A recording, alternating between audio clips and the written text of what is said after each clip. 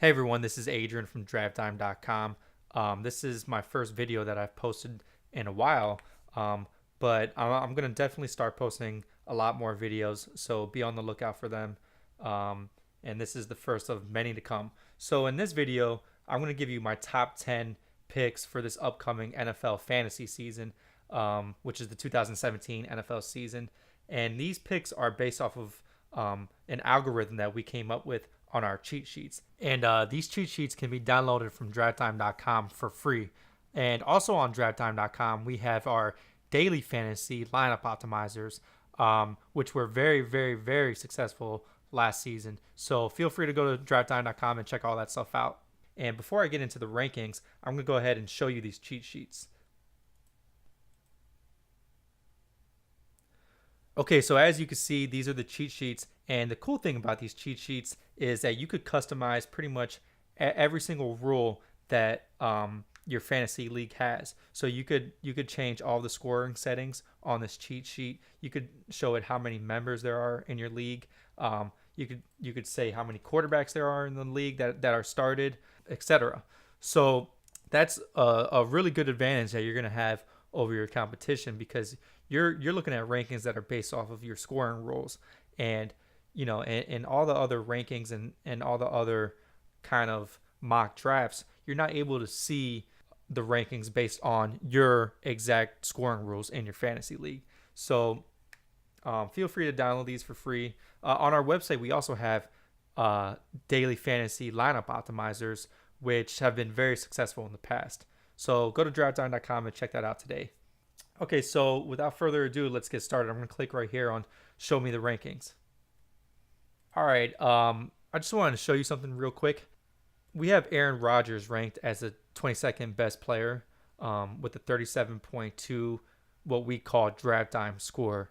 But the cool thing is, if I edit this to a 2-quarterback league, you'll see his ranking go up to reflect that. Because obviously in a 2-quarterback league, quarterbacks are far more valuable. Now you see him ranked as the 13th best player. So that's definitely something that's very useful. Okay, so let's go ahead and get started with the rankings. Okay, so number 1, we have David Johnson. Really it's a toss-up, number 1 and number 2, between David Johnson and Le'Veon Bell. Both are guys that could give you 70 plus receptions in addition to 1,200 plus rushing yards and 10 plus touchdowns. The reason that we have David Johnson over Le'Veon Bell is mainly because of Le'Veon Bell's injury history. I mean, these are two guys that are going to put up similar numbers. I would definitely go with the safer pick, which is David Johnson. Number 2, like I was saying, is Le'Veon Bell. He missed, I believe it was 4 games last year. Still finished as the number 3 ranked running back. Gave you 1,268 yards, 7 touchdowns. But the thing that I really like is the 75 receptions and 616 receiving yards. There's not a lot of running backs out there that can do that. So that's why Le'Veon Bell is so valuable. Number 3, we have Ezekiel Elliott. Last year he was ranked as the number 2 overall running back. It probably would have been Le'Veon Bell if he played the full season. So that's why we have Ezekiel Elliott at number 3. He led the league in rushing last year.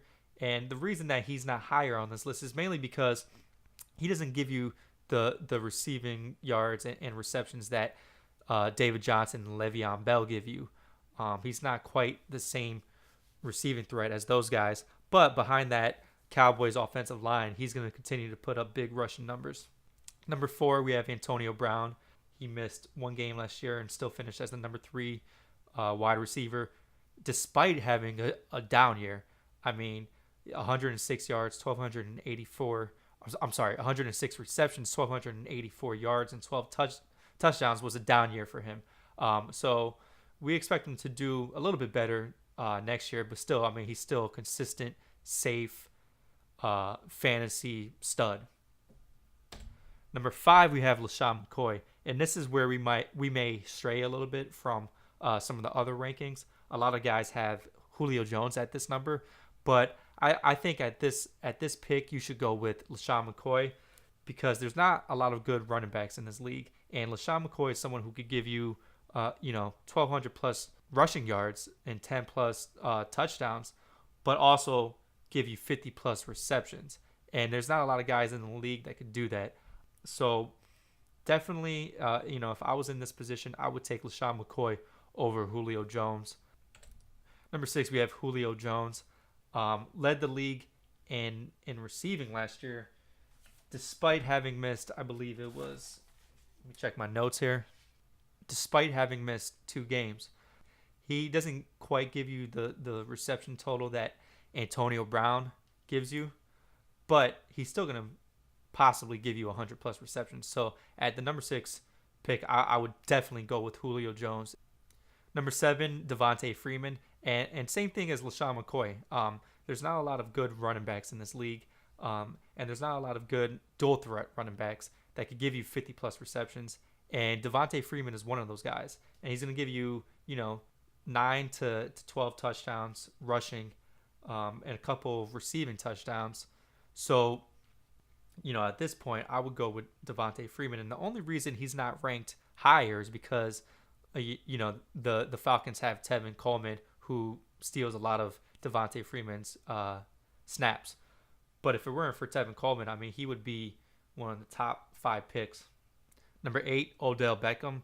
I mean, you know all about his explosiveness. He could give you 200 plus yards, 2 plus touchdowns any game, and single-handedly win you that week. He's a big play just waiting to happen, and he's been consistent the past 3 years.